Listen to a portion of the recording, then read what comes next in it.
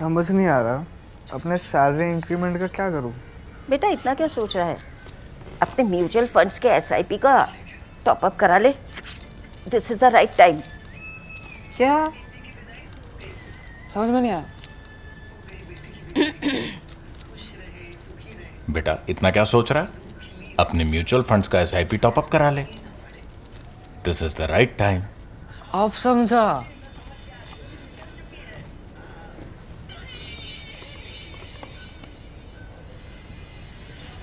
Mutual fund investments are subject to market risks. Read all scheme related documents carefully. Maharashtra Cooperation Minister Babasaheb Patil from the NCP bared his heart on Friday, talking about the people's obsession with loan waivers. He shared an apocryphal story. It goes like this. During an election, a leader visits a village and the villagers tell him that they will vote for whoever brings a river to their village.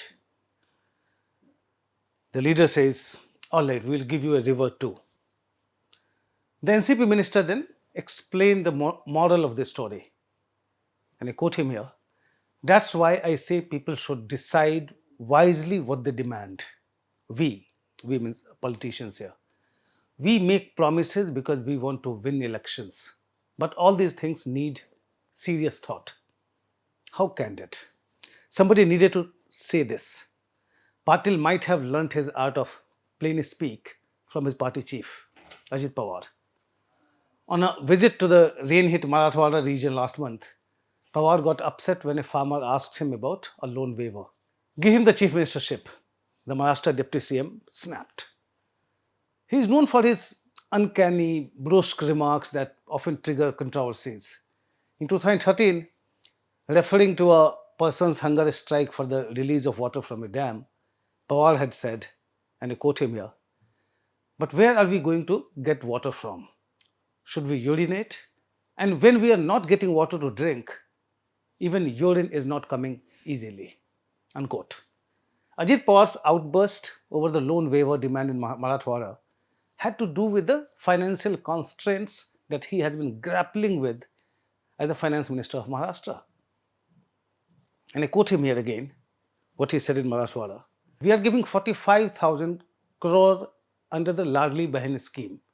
We have waived electricity charges for farmers. We are paying those bills. That was Pawar explaining. You can question Pawar and Patil for their manners and poor communication skills, but they were only trying to state the facts or speak the truth. The factual truth is that politicians find it easier to lie and mislead. As American-German political theorist Hannah Arendt says in her book on lying and politics, and I quote her here, I'm quoting from the book, lies are often much more plausible, more appealing to reason than reality, since the liar has the great advantage of knowing beforehand what the audience wishes or expects to hear. He has prepared his story for public consumption with a careful eye to making it credible, whereas reality has the disconcerting habit of confronting us with the unexpected, for which we were not prepared. Unquote. When it comes to lies by Indian politicians, one lifetime is not enough to write about them. For the purpose of this episode, therefore, let me confine it to election promises and or lies, starting with Bihar, which will go to the polls next month. RJD leader Tejashwi Yadav has promised to provide a government job for every household. He said that he will bring a legislation to this effect within 20 days of coming to power and implement it within 20 months. There are 2.76 crore households in Bihar. The state has an estimated 26 lakh government employees. It means that Tejashwi, if he becomes the chief minister, shall have to create 2.5 crore new government jobs. That is, a job for every third voter in 20 months. That's more daunting than what Prime Minister Narendra Modi had promised for the entire country, 2 crore jobs every year. We know what happened to that promise. Unemployment is a big issue in Bihar. With 3.16 crore people, registering on the government's e-Shram portal to look for jobs. As per a report by the Indian Express, the net value added by Bihar's tertiary or services sector has reduced as a percentage of the total net state value added from 61.2% in 2019-20 to 54.8% in 2024-25. It's really shrinking. Bihar had 3,386 factories in 2023-24. That is just 1.3% of all factories in India. Bihar housed just 1.17 lakh or 0.75% of the total number of workers employed by the Indian industry. Tejashwi's promise, however, smacks of desperation. Bihar lacks both resources and capacity to create that many jobs in 20 months. Well, Nitish Kumar led NDA is doing no better. Look at just one of the many poll time bonanzas the government has announced. 10,000 rupees each to around 1.1 crore women under Mukhyamantri Mahila Rozgar Yojana.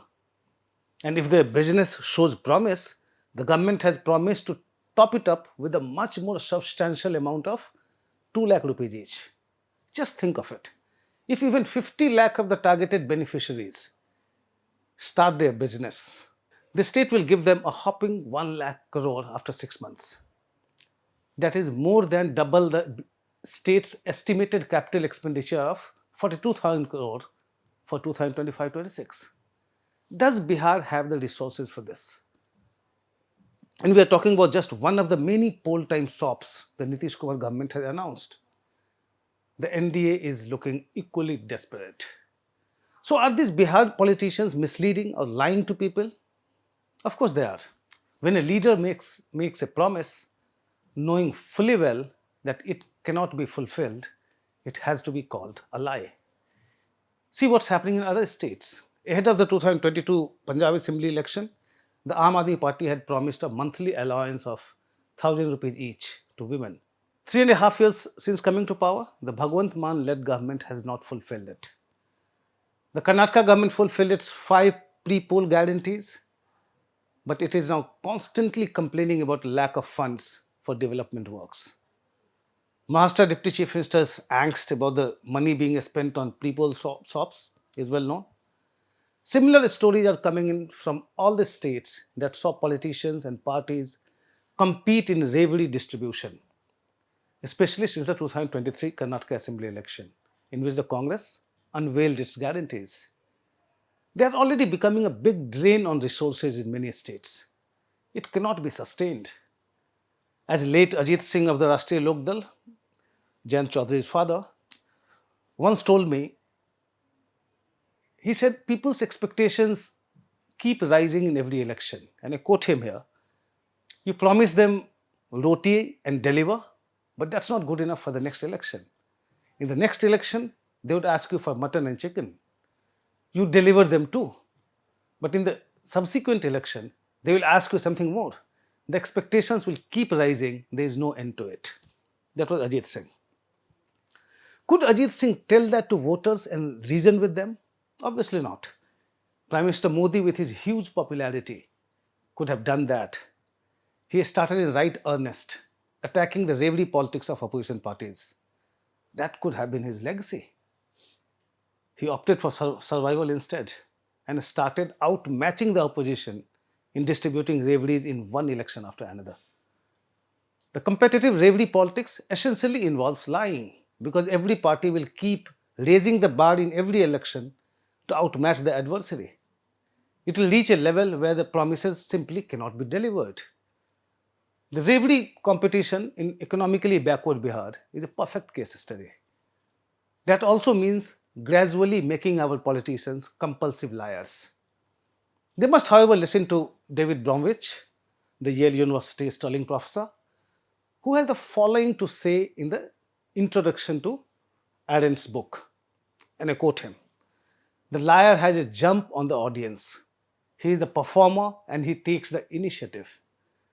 The liar in a democracy who operates with a political purpose will tell the people what they want to hear. But in a democracy too, and Arendt relishes the dramatic reversal, the liar is fated to become part of the audience. The more people he has convinced, the more likely it is that he will end up believing his own lies. Unquote. And this applies to politicians beyond elections and reveries. That's all from me, this episode of Politically Correct. Thanks for watching.